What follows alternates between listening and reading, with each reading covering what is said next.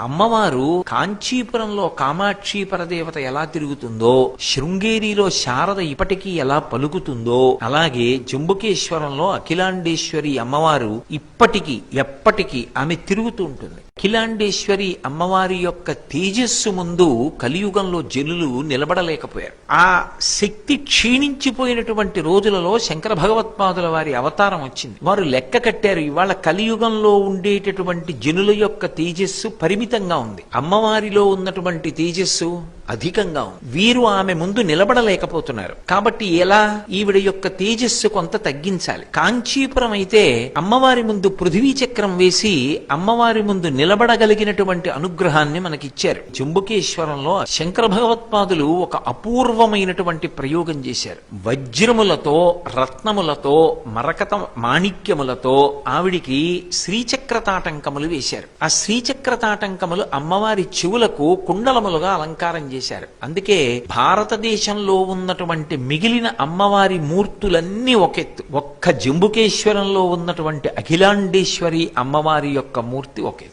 ఆ శ్రీచక్ర తాటంకాలు వేసిన తరువాత అందరూ అమ్మవారి దగ్గరికి వెళ్లి నిలబడి దర్శనం చేసి ఆరాధన చెయ్యగలిగినటువంటి స్థితిని పొందారు. అటువంటి శ్రీచక్ర తాటంకాలు మసకబారుతూ ఉంటాయి. కర్పూర నీరాజనం ఇస్తూ ఉంటారు, అమ్మవారికి పువ్వులవి అలంకారం చేస్తూ ఉంటారు, బట్ట కడుతూ ఉంటారు. ఆ శ్రీచక్ర తాటంకములు మసకబారతాయి. మసకబారితే అవి తీసి మళ్ళీ సాన పెట్టాలి. అందులో పెద్దలు ఏం చెప్తారంటే 326 వజ్రములు ఉన్నాయి అని చెప్తారు. రెండు శ్రీచక్ర తాటంకములలో కలిపి 326 వజ్రములు, వైఢూర్యములు, రత్నములు, మాణిక్యములు, మరకతమణులు ఇవన్నీ కూడా 326 ఉన్నాయి అని. అవి తీయాలి అంటే చెవుల నుంచి భారతదేశంలో ఒక్క కంచికామకోటి పీఠాధిపతులదే అధికారం. ఆ తాటంకములను ముట్టుకోవాలంటే కంచికామకోటి పీఠాధిపతులు పెడతారు. వెళ్లి దానికి ఒక శుభముహూర్తాన్ని చూసి చందనపు ముద్ద తీసి చేత్తో పట్టుకుంటారు. పట్టుకుని మంగళవాద్యాలతో సుముహూర్తంలో లోపలికి వెళ్లి అమ్మవారి శ్రీచక్ర తాటంకములలో ఉన్న శక్తినంతటినీ కూడా చందనపు ముద్దలోకి ఆవాహన చేసేస్తారు. అది చందనపు ముద్దలోకి వస్తుంది. వచ్చిన తరువాత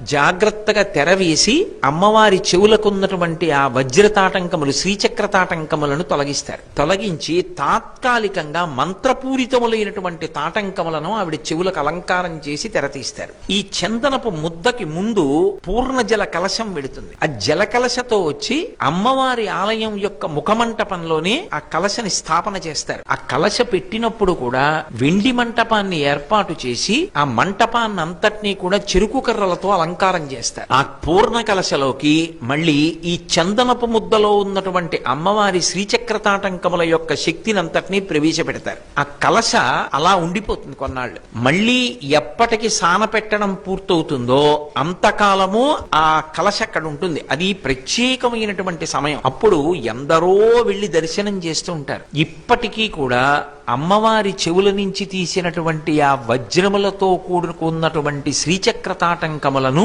మళ్లీ సాన పెట్టి ఇవ్వాలి అంటే భారతదేశం మొత్తం మీద పరంపరాగతంగా అలా సానపెట్టే కుటుంబం ఒక్కటే ఒక్కటి ఉంది. కోయంబత్తూరులో ఉంది ఒక స్వర్ణకారుల కుటుంబం. కోయంబత్తూరు పెడతాయి ఆ తాటంకాలు. వారు వాళ్ళ ఇంట్లో పరమ శ్రద్ధాభక్తులతో ఆ తాటంకములను, ఆ శ్రీచక్ర తాటంకములలో ఉన్నటువంటి మణులను, రత్నములను అన్నింటినీ మళ్లీ సానపెట్టి ధగధగాయమానంగా చేసి మళ్లీ పట్టుకొచ్చి అమ్మవారి దేవాలయంలో సమర్పణం చేస్తారు. ఆ సమర్పణం చేసిన తరువాత మళ్లీ కంచికామకోటి పీఠాధిపతులు పూర్ణాహుతి చేసి హోమానికి ఆ అమ్మవారి తాటంకములు చేతిలో పట్టుకుని శుభముహూర్తంలో మంగళవాద్యాలతో అంతరాలయ ప్రవేశం చేసి మంత్రపూరితంగా అమ్మవారి చెవులకు తాత్కాలికంగా పెట్టబడినటువంటి తాటంకములను తొలగించి మళ్లీ ఈ తాటంకములను అంటే శంకర భగవత్పాదులు వేసినటువంటి వజ్ర శ్రీచక్ర తాటంకములను అమ్మవారి చెవులకు వేస్తారు. అవి మీరు నిజంగా చూసి తీరా. అదొక పరమాద్భుతం అంతే.